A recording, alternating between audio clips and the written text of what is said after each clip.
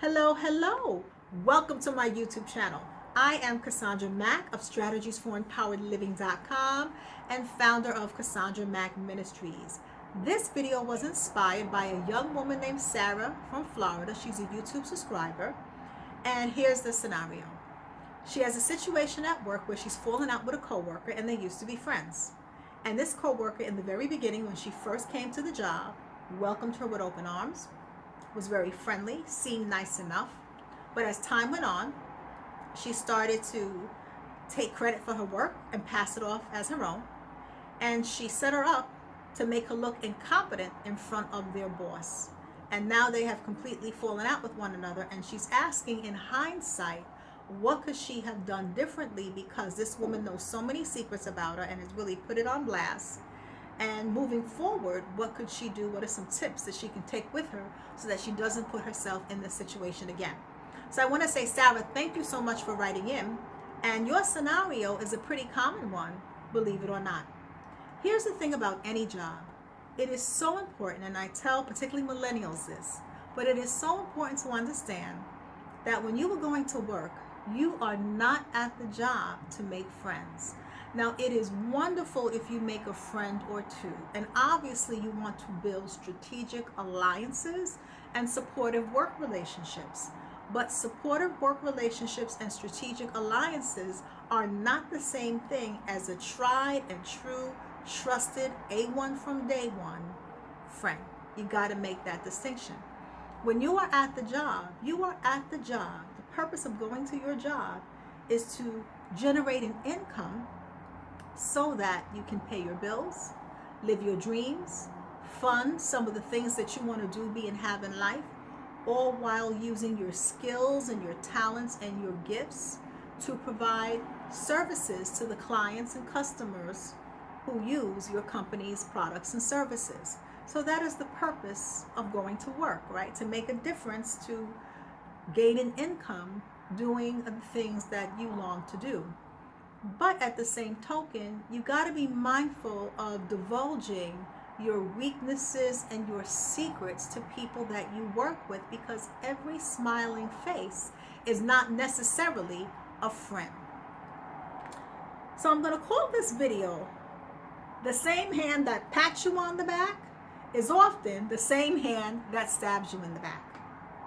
I want to use the scripture from Matthew 10:16, which tells us to be wise as serpents, but innocent as doves.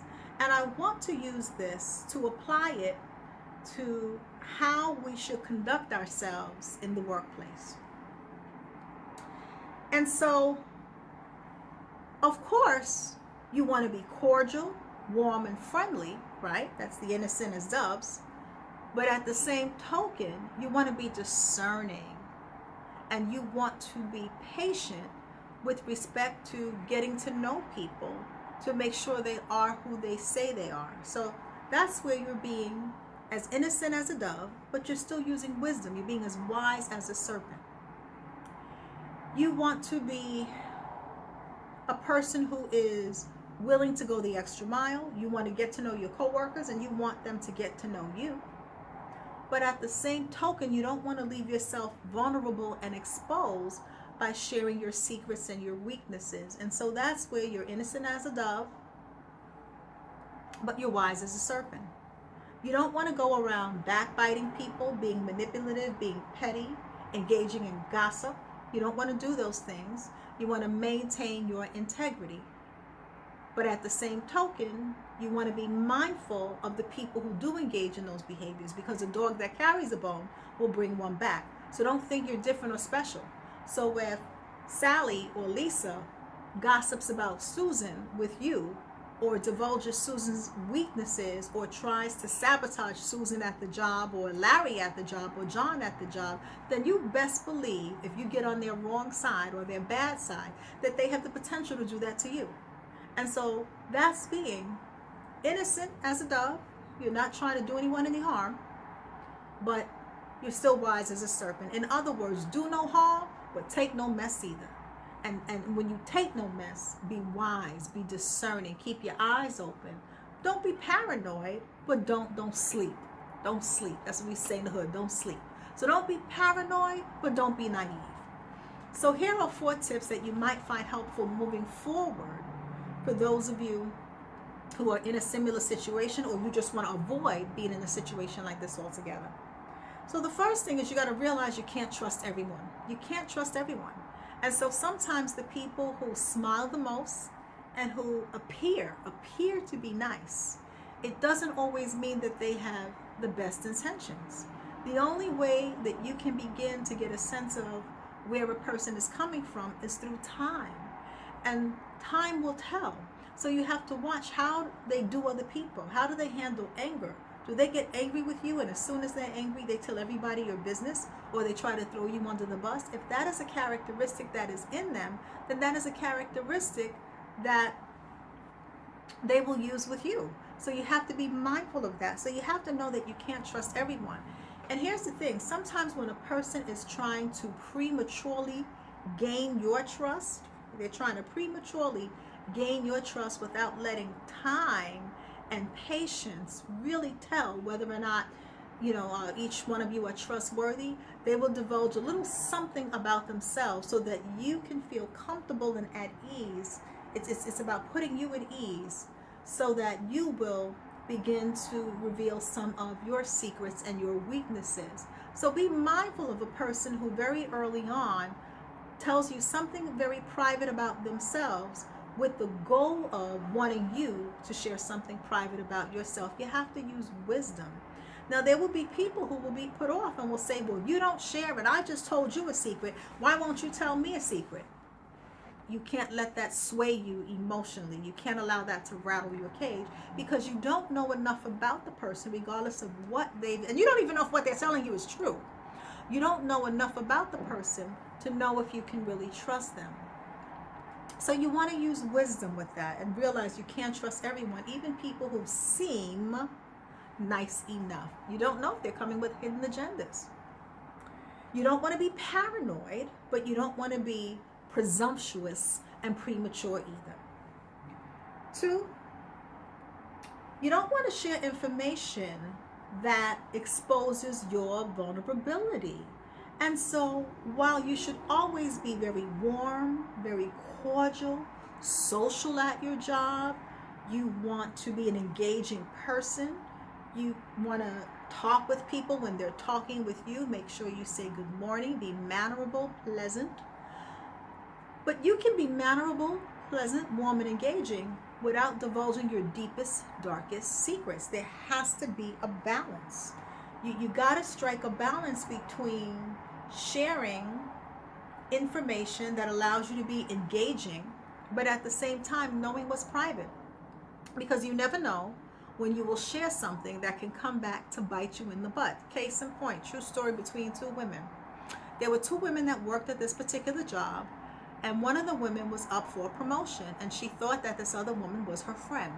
And she was going through a very difficult divorce and custody battle, and it was really creating a lot of stress and strain in her life.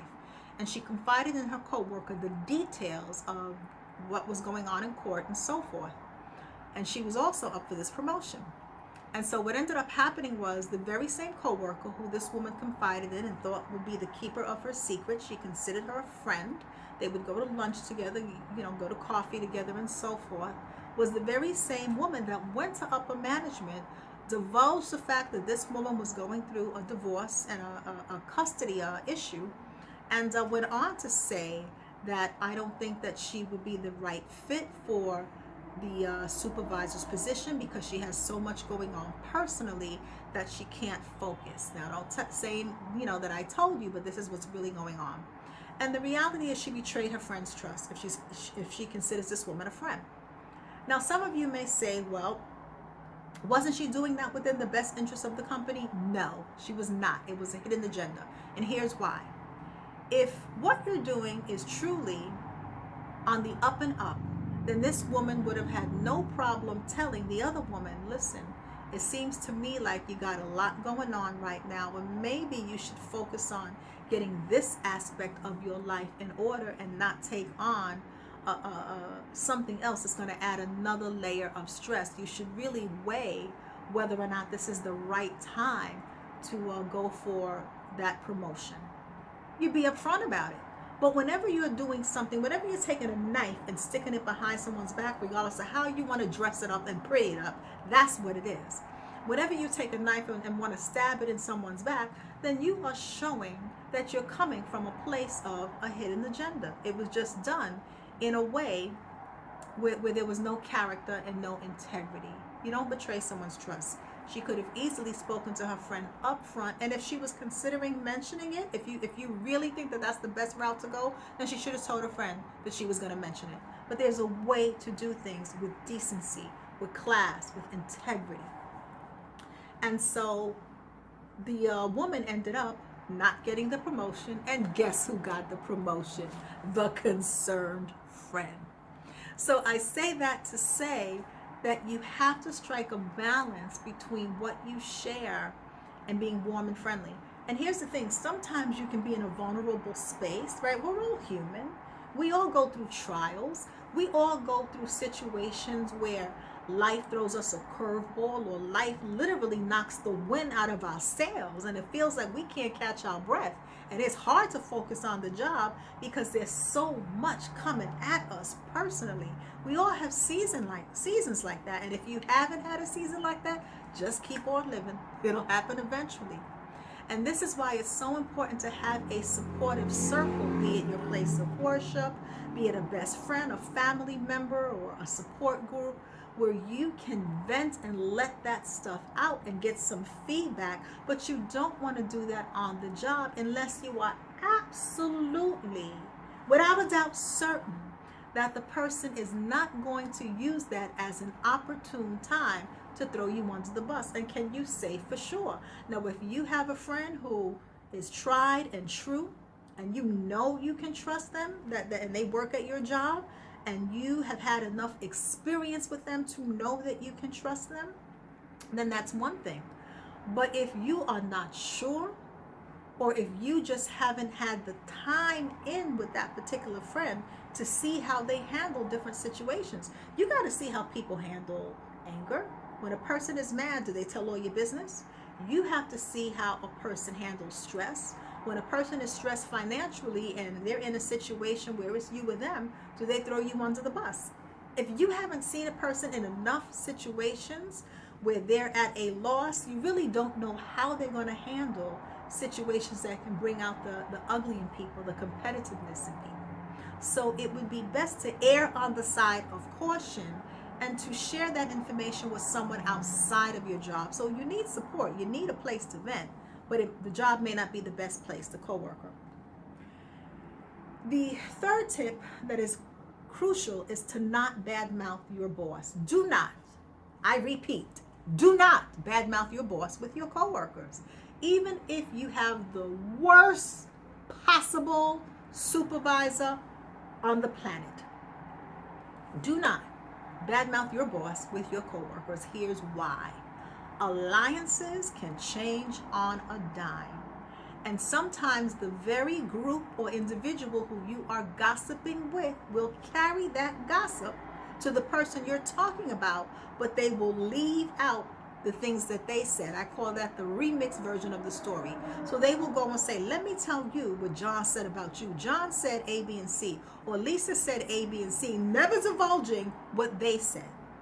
And if you have a supervisor who's hearing that information first, without hearing your side of the story, it could put you in a situation where they now have a negative opinion of you because they're hearing something negative that you supposedly said. Now, is it fair?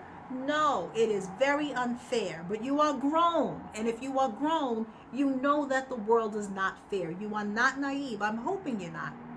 So if you are grown, you know that there is a possibility that the supervisor could believe this individual. And the best way to not even put yourself in that situation is to refrain from gossiping about your boss. If it's that bad and you need a place and space to vent, find someone outside of the job who you can vent to, be it your spouse, a family member, a friend, whatever you need to do to vent. But it might not be the wisest decision for your own productivity at that job, your own survival at your job, your own ability to thrive, to be in the midst of gossip about a boss, because alliances, I can't say this enough, can change at the drop of a hand. And the person who was your ally today, if push come to shove and there are cuts happening at your company, budget cuts, and there are departments that, may be shifting around and some people are losing their job, people use whatever they use as leverage. Don't be naive. There's wonderful people in the world, so please don't hear me say that you should be paranoid. That is not what I'm saying. What I'm saying is that there is a time and a place for everything, and the job is not necessarily the place to divulge your personal secrets and your areas of vulnerability. That is for the people who you have built trusting relationships with, and you have seen them prove themselves to be trustworthy, right? Because we know that while forgiveness is automatically given, trust, baby, is earned. You got to earn my trust. You just can't run up in my life with a smile and I open up the gates for you, let you in my home, tell you everything I've ever been through. No, no, no, no, no, no, no. I don't know you well enough. I don't know where you're coming from. I don't know if you have a hidden agenda. And if you are offended by the fact that you can't run up in my life, then oh well, I'm good with that. And so I say that to say you may have to develop a little bit of that chutzpah. Am I saying chutzpah right? You may have to develop a little bit of that chutzpah with you, so that you don't allow people to guilt you or manipulate you into engaging in a gossiping conversation or divulging secrets about yourself that may come back to bite you in the butt. And here's the thing, a lot of times when a person is trying to gain your trust for their own advantage and it's not sincere, one of the things that they will do is divulge a little bit about themselves so that they can put you at ease, and you'll feel, well, she told me about the time that X, Y, and Z happened to her, or he told me about the time that ABC happened, and you don't even know if it's true. You don't even know if they are making up that story to get you in a place of sympathy so that you will divulge a little bit about yourself. So just be mindful, right? Be mindful of that. And then last but not least, find a healthy balance between being cordial, friendly, and supportive, and sharing your personal information. You want to find a balance, right? You don't want to come to the job and be standoffish. You don't want to be closed and cold. But at the same token, you don't need to share the nuances of your relationship. You don't need to share the weekend that, the reason that you didn't come to work on Monday is because you spent the weekend getting hammered and you had such a bad hangover you couldn't come to work. That is not your coworker's business. Simply call in sick if you don't feel well. But you don't need to divulge the details of that, because you're divulging details that can really harm your reputation and that can leave you exposed. So strike a balance. You can talk about your hobbies, things that you enjoy doing, things that you want to learn more about. You can talk about a TV show, the basketball game, a football game, things that don't really divulge your weaknesses, but at the same token, allow people to get to know a little bit about you, what you like, the kind of person you are. So you can be warm, you can be friendly, you can be engaging, you can go out to eat, and if you're a drinker, go out to drink with your co-workers or whatever. Maybe you have lemonade and they do what they do, whatever the situation is. So no one's saying you can't be social, that you can't go to the baby shower and invite them to, your special events. No one's saying that. But what I am saying is use wisdom. Use wisdom. And don't automatically assume that every smiling face and every extended hand is there to help you. Don't assume that every smiling face is a friend and every extended hand is there to help you. Because sometimes the same hand that pats you on the back is the same hand that'll stab you in the back. You remember that. And you be mindful. Don't be paranoid, but be wise. That's the key. So with that being said, 2 quick announcements. On December 30th, which is a Sunday, 2018, I'm having a live event, and this event is free. It's in New York City. and it is called the Total Forgiveness Experience. If you want to enter into the new year with a clean slate, leaving behind resentment, regret, any kind of offenses that you're holding on to, so that you can enter into the new year without old baggage, come to the Total Forgiveness Experience. This is going to be a sacred conversation where I will be leading you through Bible-based tools for forgiving others, forgiving yourself, and moving forward in your life with power and resilience so that you can live strong. The event is free, but space is limited, so you must absolutely have a ticket to enter. You can go to the website CassandraMackMinistries.com, click on the events link. You will see the information for the Total Forgiveness Experience. It'll take you to Eventbrite, and you can get your ticket. You must have a ticket, no entry. So I would love to see you. I would love a chance to connect with you, to meet you. I'll have my books on hand. If you would like to come and purchase a book, they will be on hand, and I can sign the book for you. We can take some pictures together, and this will be a really amazing afternoon where you will learn how to release some of the things that may be creating some blockages to your joy and undermining your success and keeping you in a place where you're having a lot of negative thoughts and negative emotions. And the reality is, right, a lot of people think that forgiveness is denying the magnitude of what a person has done, denying the effect that a person who has wronged you, offended you, violated you has on you. But that's not what forgiveness is. Total forgiveness is about honoring your feelings, honoring you made me angry, you violated me, you hurt me when. It is acknowledging that, honoring that, but at the same time saying, I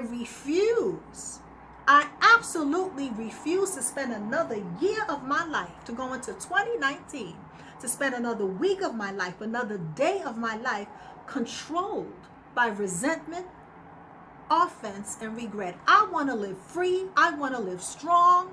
I want to show up for life at full capacity, bringing all of my wonderfulness and embracing another layer of my greatness. But to do so, I got to let go of you. What you did was wrong. What you did was evil. But I am not going to let evil ruin the best years of my life. You had some years of my life, but you can't have my future. And so that's what this is all about. It is a sacred conversation. And you will be free of some things. You will be free of some things. So get your tickets. Don't delay.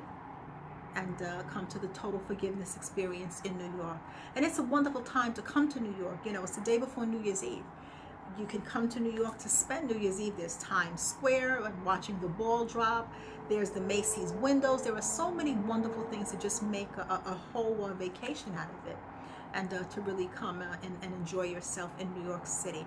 So the second announcement, I want to invite you to worship with me. Every Sunday, I do a church by phone service. So if you have a phone, you can come to church. It is a worship service where people from all around the globe join me on Sundays at 8:45 a.m. It's called the Sunday Morning Hour of Power, where there is vibrant worship and practical teaching about today's topics that will allow us to navigate life with grace. So all the information will be in the description box of this video. With that being said, always remember, you hold the pen that writes the chapters of your life. Make your story an amazing one and go into 2019 with total forgiveness. Let it go so that you can be free and you can show up for life as your best and brightest self. I'm Cassandra Mack. I'll talk to you soon. Bye-bye.